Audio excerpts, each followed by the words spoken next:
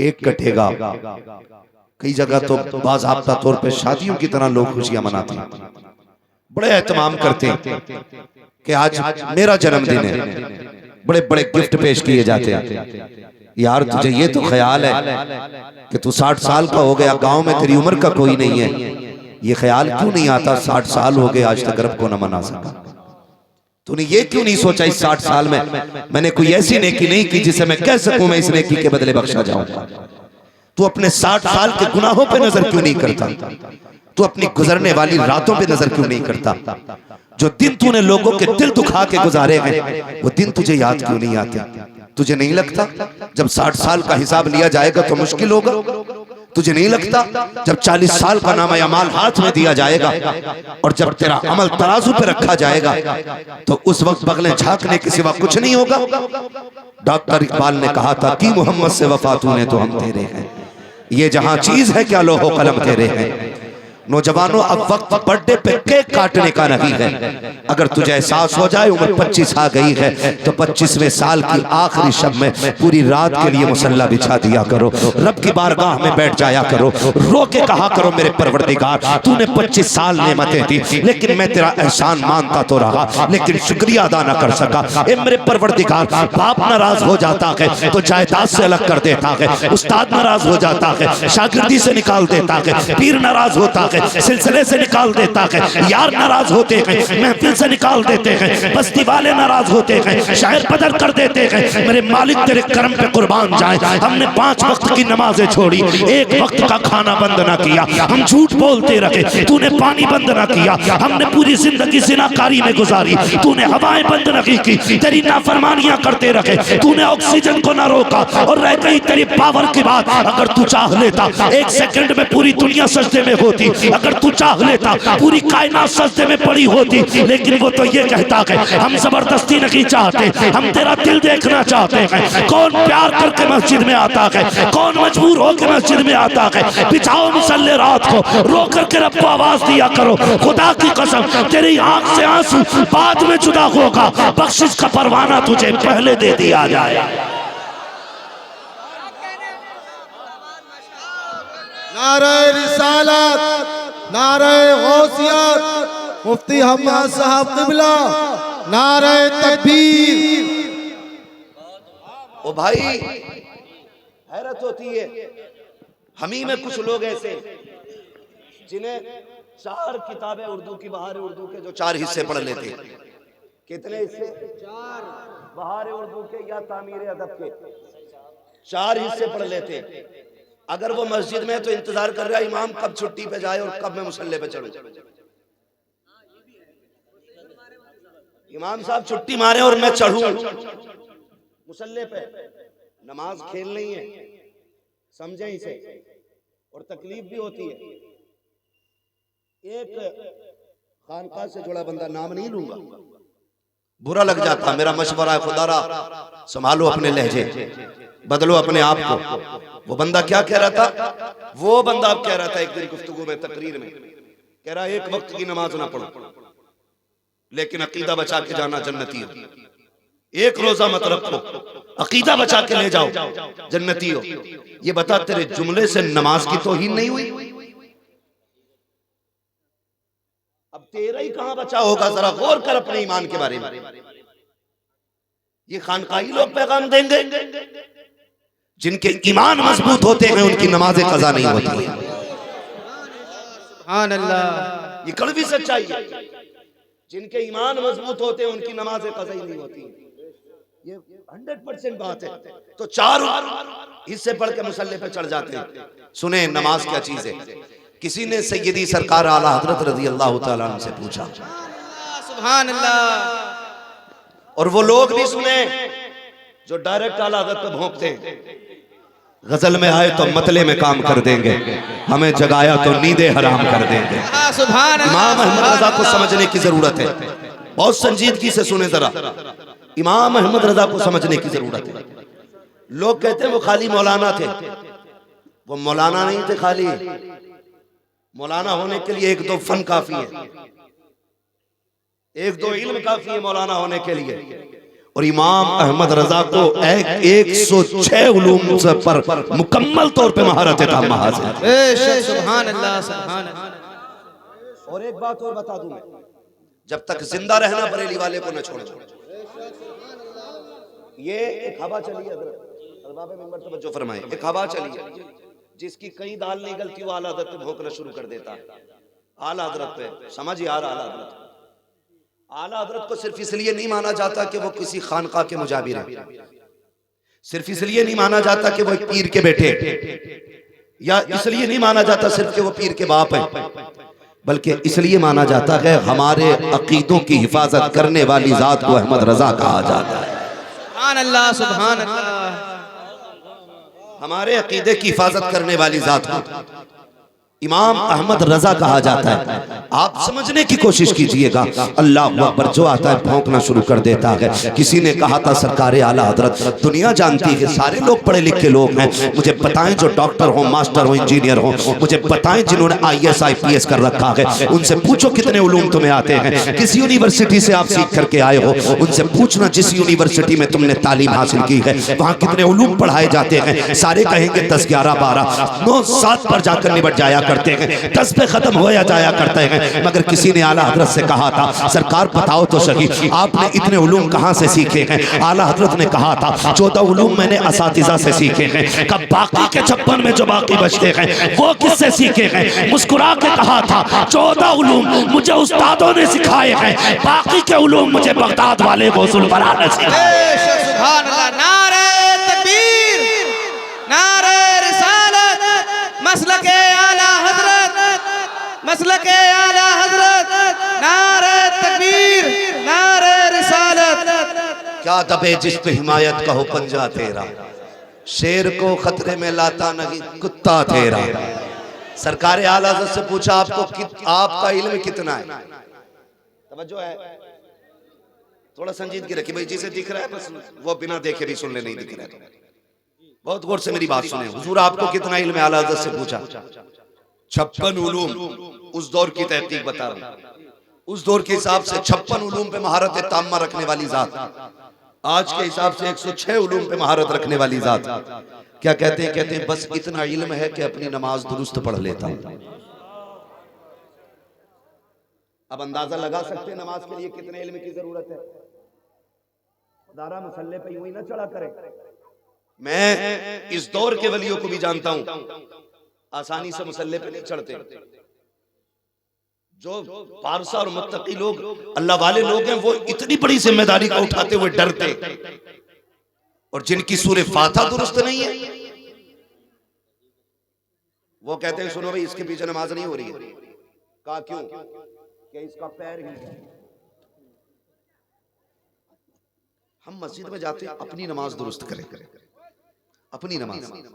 कभी हिला के जब सजदे में थे इमाम साहब तो अंगूठा हिल गया था। अब ये बात बताओ जब बंदा सजदा करता है तो आंखें ऊपर होती कि नीचे? जो जाते मस्जिद वही बोले, बहुत कम लोग जाते हैं भाई। नीचे होती है ना। जब तेरी आंखें नीचे थी तो तू टिप किधर को रहा था, किधर को ताड़ दिया था सजदे में भाई। तुझे ये पता चल गया सजदे में अंगूठा हिल गया, तू क्या कर रहा था भाई? दारा सोचिए, मस्जिद में आया करें तो अपनी इबादत के बारे में गौर करें। अगर किसी से कह दो ना कि भाई दुआए कुनूत सुनाइए तो कह भाई ये क्या होगा। हमारी काबिलियत बता दूं तुम्हें, हंसने की बात नहीं, रोने का मकाम है यार, रोने का मकाम है। कुछ बातें ऐसी आज के दौर में माइक पे नहीं कही जा सकती, लेकिन दिल दुखता है। लेकिन हमारी कौम को सही तरीके से नमाज याद नहीं। नमाज तो छोड़ो, जिंदगी में निकाह एक बार होता है, 4 दिन पहले प्रैक्टिस करने लगे क्या क्या होना है। एक बार निकाह होना, प्रैक्टिस कर रहा, और निकाह के टाइम पे गुलाम गौस भाई अल्लाह जल्दी करे आपका निकाह हो। मेरी बात गौर से सुने, मसला टक जाता जब इमाम युही पे पहुंचता है। जब इमाम युही पे पहुंचता है ना निकाह पढ़ाने वाला बंदा, अब दूल्हा भूल जाता मैं दूल्हा ही हूं या कुछ और। वो कहते दूल्हा से क्या युही, तो वो यार का मुंह देखता अपने, ऐसे कहना निकाह तेरा हो रहा भाई, उसका नहीं हो रहा। ये कंडीशन है हमारी, ये कंडीशन है हमारी। मेरे भाई अपनी इस्लाह की कोशिश करें। जब तक हर बंदा अपनी इस्लाह की कोशिश नहीं करेगा तो इस्लाह नहीं होने वाली है। ये मत सोचना ये कहेंगे तब करेंगे, ये कहेंगे तब करेंगे। तू क्यों भूल जाता है, तू भी तो मदीने वाले का गुलाम है। तेरा भी तो उनसे वही रिश्ता है जो इनका रिश्ता है। तू भी तो उन्हीं का सदका खाता है। खुदा की कसम सिर्फ मैं ही नहीं, पूरी कायनात की हकीकत ये है, तेरे टुकड़ों पे पले गैर की ठोकर पे न डाल। चिड़कियां खाएं कहाँ छोड़ के सदका तेरा। सरकारे आला हज़रत फरमाते हैं, इतना इल्म है कि अपनी नमाज दुरुस्त पढ़ लेता हूँ। कौन इमाम अहमद रजा कभी देखो तो सकी, कभी समझो तो सकी। इश्क देखो इमाम अहमद रजा का, संभाल के रखना। खुदा की कसम ये बात है, ये मरते दम तक काम आएंगे। इमाम अहमद रजा की वो जात है जिसने ये सबक हमें अता किया था। इश्क तेरे सदके जलने से छुटे सस्ते, जो आग बुझा देगी वो आग लगाई है। यही वो इमाम है जिसने हमें ये बताया था, तेरी नस्ल पाक में है बच्चा बच्चा नूर का, तू है ऐने नूर तेरा, सब घराना नूर का। मैं उन सादात से कहना चाहूंगा, खुदा इमाम अहमद रजा से प्यार करो। यही इमाम है जिसने कहा था तो जगह में खातिमे आले रसूलुल्लाह कर, हजरत आले रसूल मुक्तदा के वास्ते। सुभान अल्लाह, जिंदाबाद जिंदाबाद या अली। और खुदा की कसम सुने, हमारी कौम को बेवकूफ बनाया जाता है। कहते हैं आला हजरत काफिर बनाने की मशीन थी, गलत। आला हजरत आशिक बनाने की मशीन है। आला हजरत आशिक बनाने की मशीन है। जो गया हो बरेली, सच बताना दिल पे हाथ रख के, यहाँ तो जिंदगी गुजरी है काफी बरेली शरीफ में। आला हजरत के मजार शरीफ से निकलने के बाद घंटों तक बदन की खुशबू नहीं जाया करती है। जाओ, यकीन ना हो तो आजमा लेना जाके, ये खुली करामत है मेरे रजा की। और हालत देखो कई जगह हमारी कौम ना, खुदारा जरा नजरिए दुरुस्त कीजिए, नजरिए दुरुस्त कीजिए, मसला के हालातों पे मजबूती से कायम रहिए। एक पीर साहब का इंतकाल हुआ तो अंधभक्ति उधर ही नहीं है, इधर भी। जब पीर साहब कब्र में गए ना तो उन्होंने कहा सुराख खोल दो। कहा क्यों? कि इससे फैज आएगा। 3 दिन के बाद ऐसी बदबू निकली, मोहल्ले वाले घर छोड़ के बाहर। ऐसी बदबू। ये देखे कब्र का जो निजाम अल्लाह ने बनाया ना, ये बड़ा प्यारा निजाम है। उसने क्या हिकमत रखी है। वो कहता मिट्टी डाल दो, कौन अच्छा है कौन बुरा है ये राज हम कयामत में खोलेंगे। कौन अच्छा है कौन बुरा है ये राज हम कयामत में खोलेंगे। उसने इतना प्यारा निजाम बनाया और लोग सुराख खोल देते, फिर रुका भी नहीं जाता। हर एक के बदन से खुशबू नहीं आती। लोगों ने बराबरी पे जनाजे रखे था जो शरिया के विसाल के बाद, और लेकिन एसी लगाई थी उसमें, फिर हमने एयर कंडीशन में, फिर भी ऐसा हो गया मुंह। मगर तारीख गवाह है, ये सिर्फ अकीदत नहीं हकीकत पे बोल रहा हूँ, हकीकत पे बोल रहा हूँ। और बरेली बरेली है यार, जो बरेली से ताल्लुक रखते हैं फख्र करना अपने नसीब पर कि रब ने हमें और आपको बरेलवी बनाया है। सुभान अल्लाह, सुभान अल्लाह। कड़वी सच्चाई बता रहा हूँ, जो पूरी जिंदगी ताजुश शरिया के खिलाफ भौंकते रहे, जो कहते थे काजिल को जात नहीं माना जाएगा, जो कहते थे ये नाबीना है, इनके अंदर शराइत पूरे नहीं है।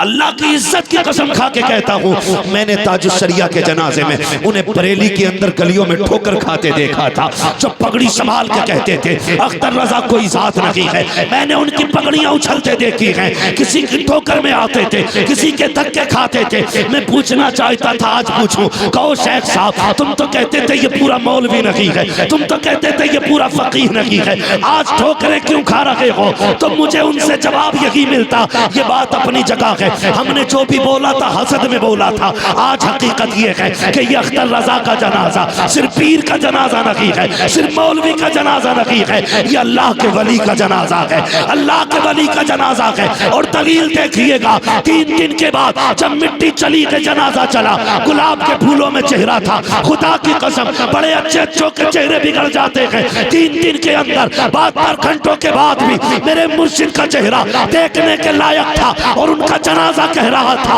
जमीन मैली नहीं होती, ज़मन मैला नहीं होता, मोहम्मद के गुलामों का कफन मैला नहीं। नारे तकबीर, नारे रिसालत, मसलके आला हजरत, इश्क मोहब्बत, इश्क मोहब्बत, इश्क मोहब्बत, इश्क मोहब्बत, नारे तकबीर, नारे रिसालत। लौट के सबको आना वही है, देर आए दुरुस्त आए। अगर ये शाम तक भी लौट आए फिर भी खैर है, लेकिन आना है, आना। हम तो एक बात कहते हैं, तवज्जो है सारे लोगों की, तवज्जो है नौजवानों, जब तक जिंदा रहना बरेली वाले रहना, बरेली वाले रहना। इसकी एक वजह सुने, बहुत गौर से मेरी बात सुनिए।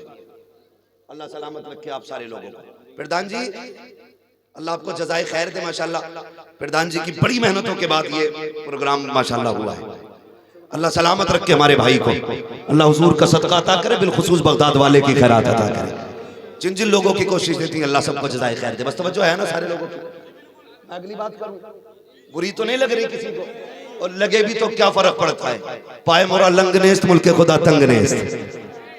हाँ, फर्क कोई नहीं पड़ता है। जो बात सच्ची है कह के जाना है, आना पलट के सबको वहीं पे। याद रखिएगा, मैं तो चैलेंज करता हूं, आला हजरत ने जो अपनी जिंदगी में तसनीफी कारनामा अंजाम दिया है, तो उसको अगर अलग हटा दिया जाए, फिर मैं चैलेंज करता हूं फातिहा साबित करें।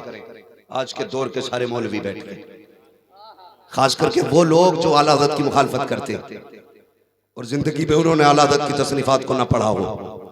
जाओ तीजा साबित करके दिखाओ, 40वां साबित करके दिखाओ, मर जाओ कि मजार की चादर साबित नहीं कर सकते हो। आज जो तुम्हारे बाप दादा की चादर सलामत है, एहसान बरेली वाले का है। आज जो मजारों पे फूलों की चादरें हैं, यह एहसान बरेली वाले का है। आज जो ये लोगों का आशिकों का हुजूम है, यह एहसान बरेली वाले का है। मैं तो कहता हूं अगर कंजुल ईमान हटा दिया जाए तो कुरान नहीं समझ पाओगे, नहीं समझ पाओगे। हाँ, जिन्होंने कंजुल ईमान से दूरी इख्तियार की आज तक भटक रहे हैं, आज तक भटक रहे हैं। महबूब इसलिए आपको फतह दी, ना फतह ना लका फतह मुबीना, इसलिए फतह दी। क्यों कहते हैं? ताकि आपके अगले पिछले गुनाह बख्श दिए जाएं। और महबूब क्या कहते हैं? रब ने तो महबूब को बेगुनाह बनाया है। और सुन्नियों का अकीदा है अंबिया और फरिश्ते गुनाहों से मासूम होते, इनसे गुनाह हो ही नहीं सकता, हो ही नहीं सकता। समझ रहे मेरी बात? हो ही नहीं सकता गुनाह। और ये तर्जुमे में लिखा इन्होंने अपने, कहते हमने फतह इसलिए दी ताकि आपके अगले पिछले गुनाह बख्श दिए जाएं। अब हम पूछना चाहते हैं, बताओ वो कौन सा गुनाह था जो हुजूर ने किया? तुम्हारी नस्लें जमीन में घुस जाएंगी, पूरी जिंदगी में एक मक्खी बराबर भी दाग नहीं दिखा सकते महबूब की, नहीं दिखा सकते। तुमने कितना पढ़ा आला हज़रत को, कितना जानते हो आला हज़रत को? आला हज़रत ने कहा था सरवर कहूं के मालिको मौला कहूं तुझे, बागे खलील का गुले ज़ेबा कहूं तुझे, तेरे तो वस्फ ऐब तनाही से है बरी, हैरान हूं मेरे शाह में क्या क्या कहूं तुझे। मगर अल्लाह सलामत रखे बरेली वालों को। फिर रब ने सुन्नियों के अकीदे की हिफाजत के लिए बरेली में अहमद रजा को पैदा किया।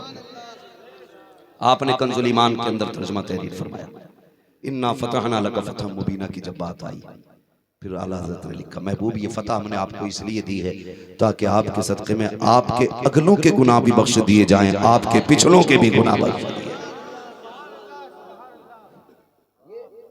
मैंने एक झलक आपके सामने रखी है, ऐसी बहुत सारी आयतें।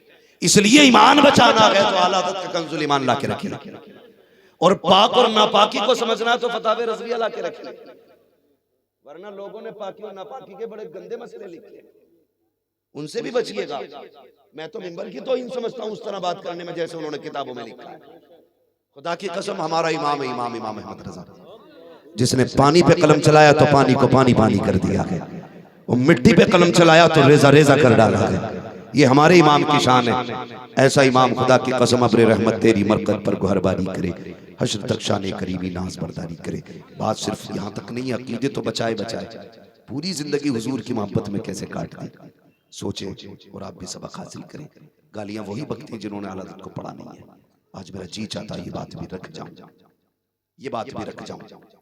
लोग कहते हैं कि जी मैं उस नस्ल से हूं इसलिए कादरी हूं, मैं उस सिलसिले से हूं इसलिए कादरी हूं। लेकिन जानते हो बरेली वाले वो लोग हैं जिनका मामला बगदाद शरीफ से बड़ा करीबी है, बड़ा करीबी है, बहुत करीबी मामला है, बहुत करीबी मामला। पढ़े सरकार आला हज़रत को। आपने ना सिर्फ आपने दुरूद सलाम नहीं लिखा है, फिक़ी तफसीरी तहकीकी बड़े बड़े कारनामे अंजाम दिए। और उसके बाद आला हज़रत को आप समझे, गौर करें। कई लोग ना, एक मौलवी साहब बहुत बड़े मौलाना, बस यहीं आके मजबूर हो जाता हूँ, नाम नहीं ले सकता वरना डर नहीं है, सिर्फ लोगों की इंतशार की वजह से नाम। वो बंदा कह रहा था एक दिन कि ये नात पढ़ने वाले मेरे पैर की जूती के बराबर है। खुदा रहम कर अपने ऊपर यार।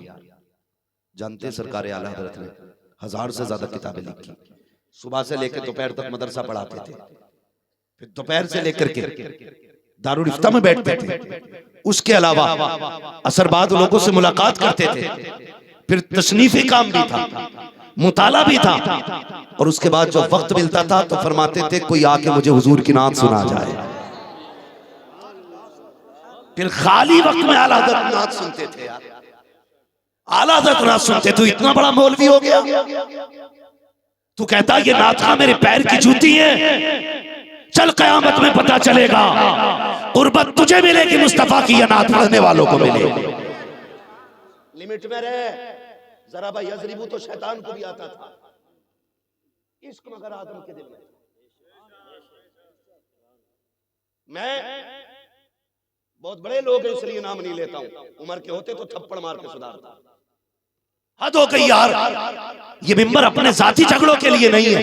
ये जो लोग आके बैठे हैं ये इसलिए आके बैठे इन्हें कुछ दिया जाए। खुदारा आला हज़रत से प्यार कीजिएगा। इमाम अहमद रजा की जिंदगी को देखिए और हुजूर के तरीकों पे कितनी मेहनत करते थे, अमल करने की पूरी जिंदगी ये कोशिश करते रहे, वो काम हो जिससे अल्लाह भी राजी हो, रसूलुल्लाह भी राजी हो। आज मैं यार देखिए पीर साहब आया करते हैं, गरीबों का तो नंबर ही नहीं लगा करता है, अमीर हाईजैक कर लेते हैं पीर साहब को, नहीं हजूर से कोई नहीं मिलेगा, हजूर से मेरे हैं। और हजूर भी कहते हैं जैसा आप कहोगे वैसा होगा। ये पीरी मुरीदी नहीं, ये गुलामी हुआ करती है। आधे पीर मुरीदी किसे कहते हैं? सरकार आला हज़रत हैं। खुदा की कसम 56 उलूम पे उस दौर की तहकीक के मुताबिक महारत तामा रखने वाली जात, फतावे रज़विया जैसी किताबों का शाहकार देने वाली जात, और अपनी कौम को कंजुल ईमान जैसी दौलत देने वाली जात बैठे हुए हैं सरकार आला हज़रत। अल्लामा ज़फ़रुद्दीन बिहारी भी बैठे हुए हैं। अचानक एक बच्चे की हाजिरी हुई, बच्चा आके कहता है जनाब मैं हाजिर हुआ हूँ, थोड़ा सा मेरा काम है। सरकार आला हज़रत ने फरमाया बेटे बताओ कैसे आना हुआ है? कहता मेरी माँ ने भेजा है,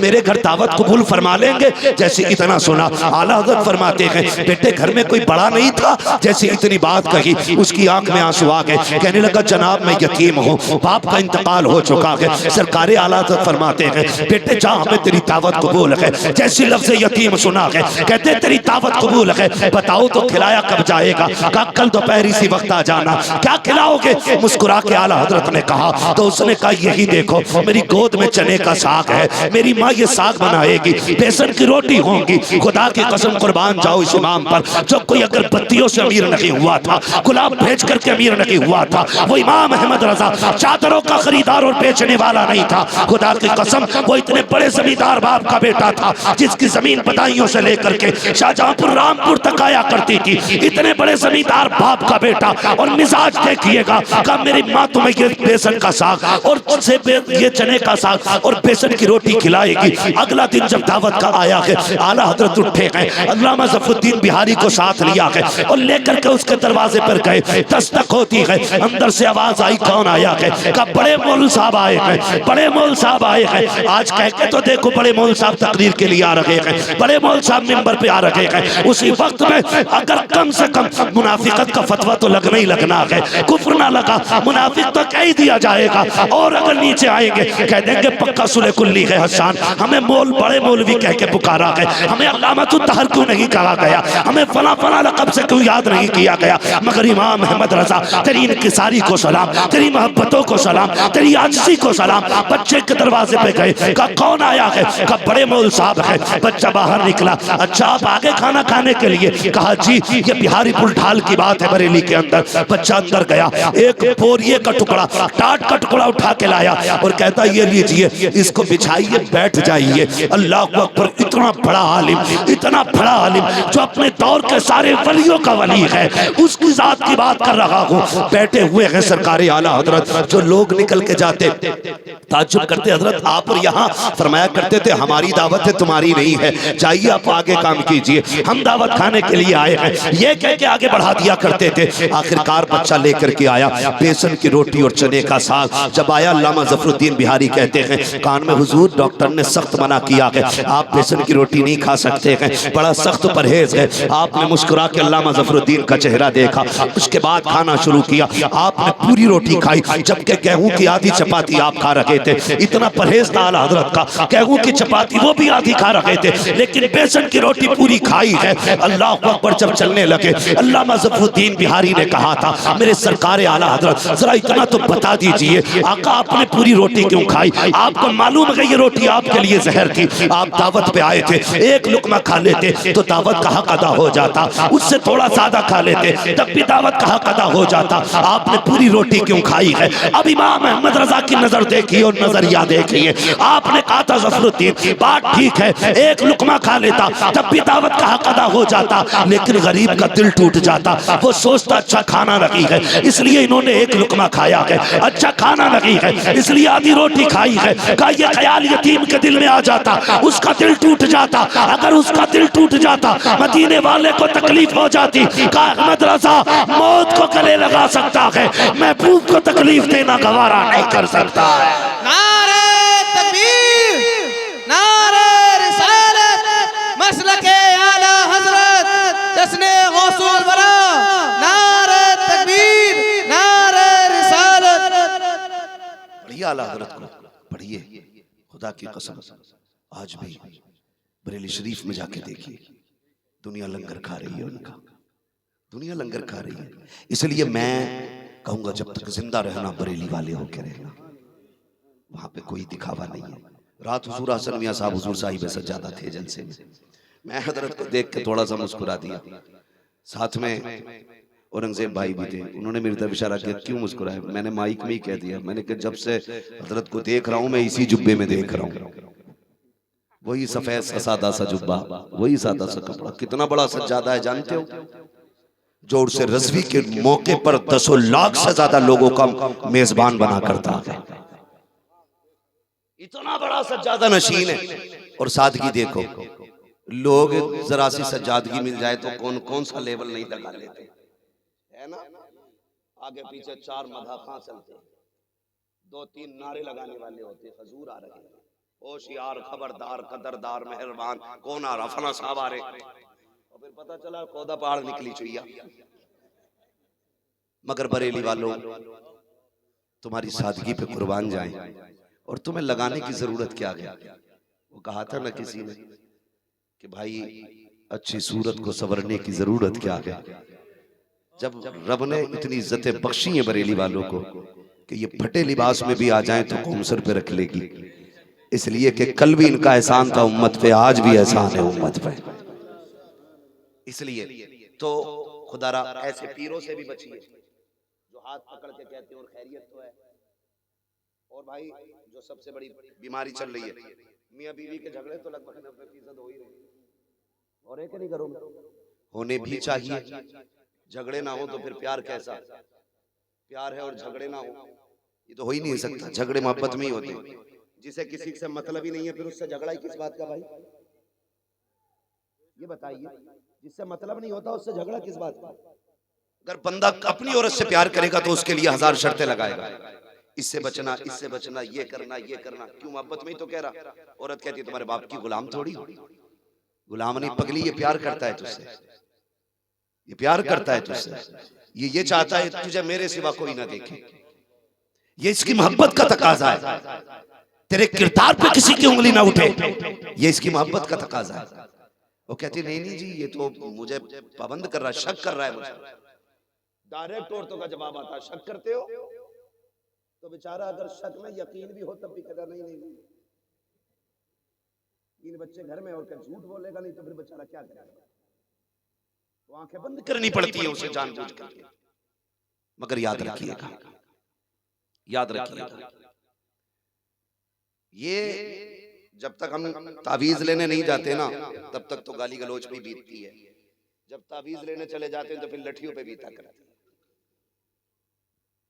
अच्छा खुद बताओ, हम गए बाबा के पास, बाबा खुद 40 दिन से नहीं नहाया, इतना मैला कि दूर से मछांद बता देती है।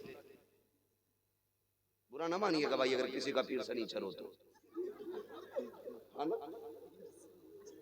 इस्लाम के ज़ाब्ते देखिए, इस्लाम दाढ़ी हुजूर की सुन्नत है ना, बोलो सुन्नत है नहीं दाढ़ी हुजूर की, ये सुन्नत है।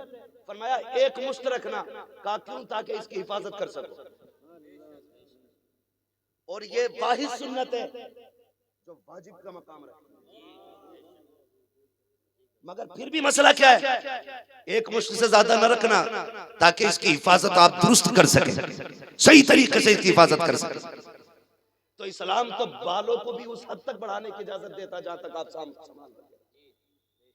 मैंने एक को देखा जो लपेटा मारा उसने बालों में, कसम से ऐसा लग रहा था जब से पैदा हुआ धुले ही नहीं है बाल। लोग वही मस्त है, क्या हो गया इसको, हमको भाई क्या हो गया?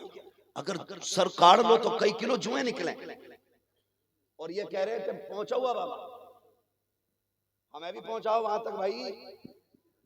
उसके पास गए कि मियां कल से बीवी की आंखों की सुर्खी नहीं गई, क्या बैठ 1151 का ये है, 999 का ये है, 1303 रुपए का ये है, ऐसे अदद लाते हैं निकाल करके, बोले ये 313 का ये ज्यादा काम करेगा।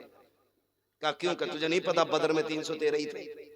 वो सोचता पीर बड़ा पहुंचा हुआ, उसने एक तावीज बाजू में बांधना, एक गले में लटकाना, एक पेड़ में लगाना, एक पत्थर में रखना, एक तकिए में रख लेना जहां औरत सोती। अब सुनना इसके सत्यानाश कैसा होता है। ये लेके आया, पहले एक दिन पूरा हार देगा, बीबी कहती कल तक तो नहीं थे, कल नहीं, ये तबीयत ठीक नहीं है, ये कहा कि वो नजर लग जाती है। उनने सोची अच्छा हैंडसम है मेरा शोहर, लग गई होगी गरीब। सुने बहुत दिमाग से मेरी बात सुनिएगा, संभालना है अपने आप को, संभालना है अपने आप को। तो इतने तावीज एक पेड़ में एक पत्थर के नीचे, वो तो नहीं दिखे इसे। जब सुबह उठी इसने बिस्तर झाड़ा और तकिया इसने गिलाफ से निकाल के झटका मारा, तावीज गिरा। अब जो तावीज निकला कि किसके तकिए में था, किसके तकिए में? कहती है मेरे ही तकिए में निकला, लाया था इसलिए कि प्यार करे। देख के कहती है अच्छा जादू करा के लाए हो, तो कल तक गालियों पे बीत रही थी, आज सूरज निकला। कहती है अल्लाह करे तू लौट के ना आए, तेरा एक्सीडेंट हो जाए, तू गिर के मर जाए, ट्रक के नीचे आ जाए। अल्लाह अकबर, ये तावीज लेके आया, फिर भाग के जाता पीर साहब कल तक तो गालियों पे थी, आज डंडा चला है, ये देखो नीली हो गई, ये देखो पीली हो गई। अब पीर जिसने तावीज दिया था अब वो बाम बता रहा है, हल्दी बता रहा है, मत जाओ इनके पास, और घरों के निजाम बिगड़े हुए हों, तुम्हें कोई रास्ता नहीं मिलता है। रात को 3 बजे उठ जाओ, तहज्जुद का मुसल्ला बिछा दो, रो के हाथ उठा के कह दो या अल्लाह ये जो घरवाली दी है इसे मुस्तफा की शरीयत वाली बना दे, इसे दीन वाली बना दे, कनीज़े फातिमा बना दे। 36 चक्कर तेरे पीर की चौखट के वो नहीं बदल सकते जो 4 सजदे तेरी किस्मत को बदल के रखने का दम रखते हैं। नारे तकबीर, नारे रिसालत, मसलके आला हजरत, नारे तकबीर। भैया किसी का पेशा हो तावीज का तो बुरा ना मानियो, ठीक है? मैं तावीज का इनकार नहीं कर रहा, बरकत होती है उसमें, लेकिन तावीज देने वाला भी तो मुफ्ती आजम होना चाहिए, मुत्तकी बनकर दिखाए इस जमाने में कोई एक, मेरे मुफ्ती आजम का तकवा छोड़कर। ऐसा लगता था कि शिफा उनके तावीज को ढूंढती थी। हाँ तो ऐसा हो तावीज देने वाला तो फिर मजा आता है, फिर मजा आता है फिर तावीज का। तो खुदारा इससे थोड़ा सा निकलिए और एतकाद मजबूत कीजिए। एतकाद फरमाया गया आप मेहनत करो, सिला देना रब का काम है। आज सबसे ज्यादा जो केसेस बढ़ रहे हैं सुसाइड के, आत्महत्या के, उसकी वजह यह है कि हमारे दरमियान एतकाद की कमजोरी पैदा हो गई। एतकाद की कमजोरी, बड़े बड़े अच्छे नौजवान हट्टे कट्टे खूबसूरत लहीम शहीम, अखबार में आता है ये फला पेड़ पे लटक गया, ये फला जगह मर गया, ये कूद गया, इसने ट्रेन के आगे खड़े होकर के जान दी है। क्यों?